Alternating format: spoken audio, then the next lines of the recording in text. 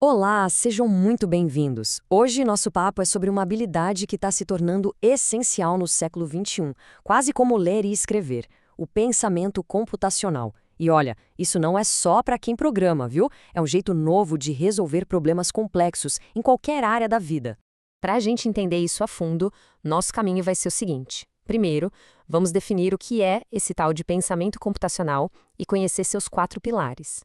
Depois, vamos ver como esse pensamento vira ação, ou seja, vira código, com um exemplo bem visual que é a manipulação de imagens. E, para fechar, a gente dá uma olhada no que está por trás de tudo, o hardware e o software que fazem a mágica acontecer. Vamos nessa? Então, vamos começar pelo começo. Para a gente poder usar essa ferramenta, primeiro a gente precisa responder uma pergunta bem importante. Afinal de contas, o que é esse tal de pensamento computacional? Se a primeira imagem que veio na cabeça foi alguém tentando ser um robô, pode relaxar. Existe um mito bem grande sobre isso e é super importante a gente já esclarecer logo de cara para entender o poder real da coisa.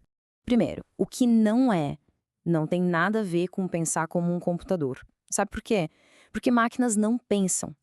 Elas são excelentes em seguir instruções, passo a passo, sem errar. O que o pensamento computacional é de verdade é uma forma da gente estruturar problemas e soluções de um jeito que um computador consiga nos ajudar, expandindo o nosso poder de pensar. E essa citação do Blixen de 2008 resume isso perfeitamente.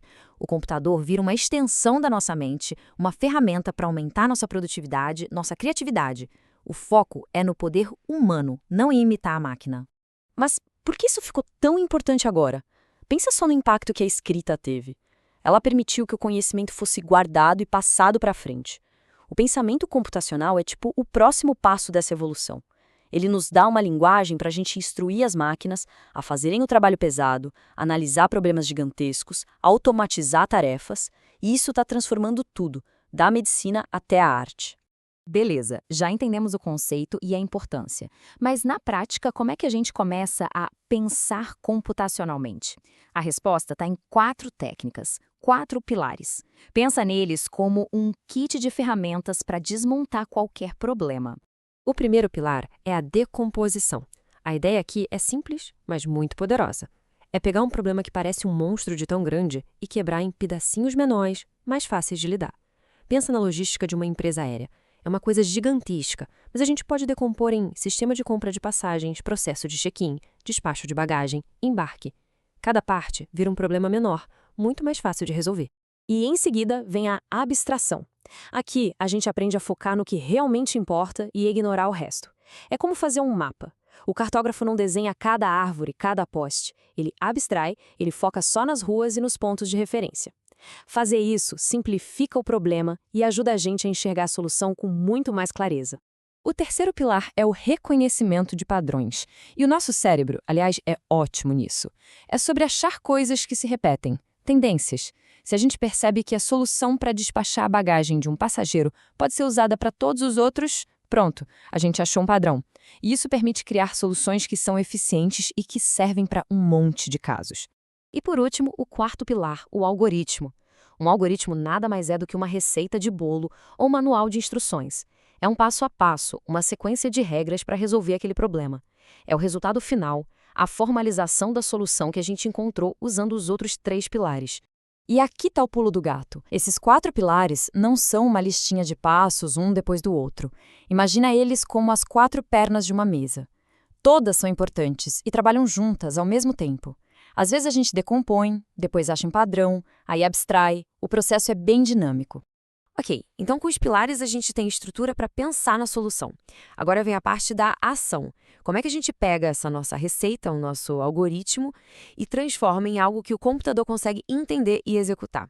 O caminho é mais ou menos esse. Primeiro a gente usa os pilares para analisar o problema e criar um algoritmo que pode ser escrito até em português mesmo. Depois vem a tradução desse algoritmo para uma linguagem de programação, que é quando a gente escreve o código. E claro, por fim a gente testa, vê se funciona, melhora, para garantir que o programa está fazendo exatamente o que a gente planejou. E é aqui que a gente vê a grande mágica da computação, a automação.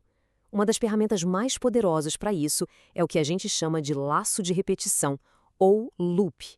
Um comando super simples, como o for, permite que a gente mande o computador repetir uma mesma tarefa, sei lá, milhões de vezes, sem se cansar e sem cometer um único erro. Esse exemplo aqui é perfeito para a gente ter uma ideia desse poder. Para a gente processar cada um dos 292 mil pixels dessa imagem, um por um, a gente não precisa escrever 292 mil linhas de código. Um único loop for dá conta do recado com pouquíssimas linhas. Coisas que seriam impossíveis para um ser humano se tornam banais para uma máquina. Essa ideia de processar pixels é um exemplo incrível. Vamos mergulhar um pouco mais fundo nisso para ver na prática mesmo como o pensamento computacional, os algoritmos e o código se juntam para a gente poder manipular o mundo digital.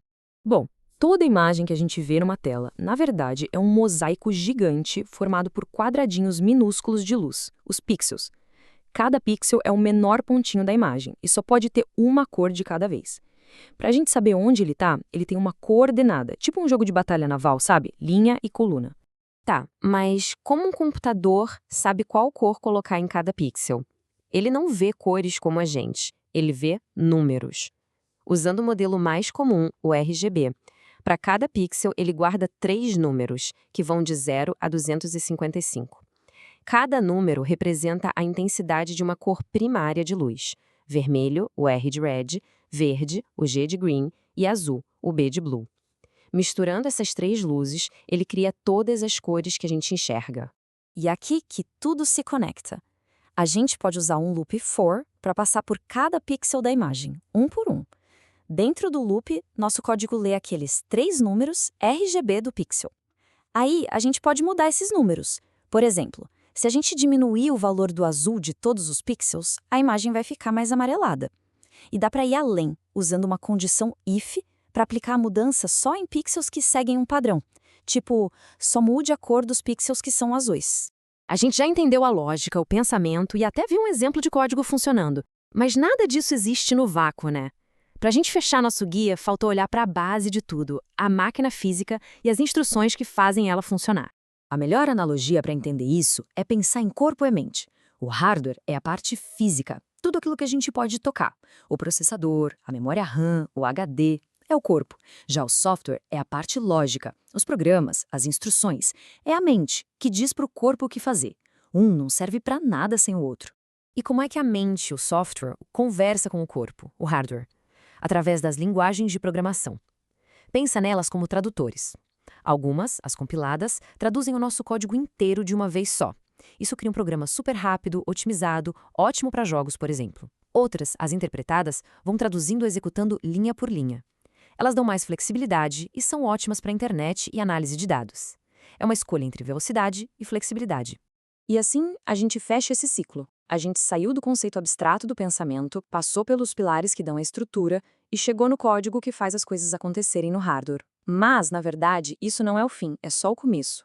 A pergunta que fica agora é, pensando no dia a dia, no trabalho, nos estudos, qual problema complexo dá para começar a desmontar usando essas novas ferramentas de pensar? As aplicações estão por toda parte, só esperando o nosso primeiro algoritmo.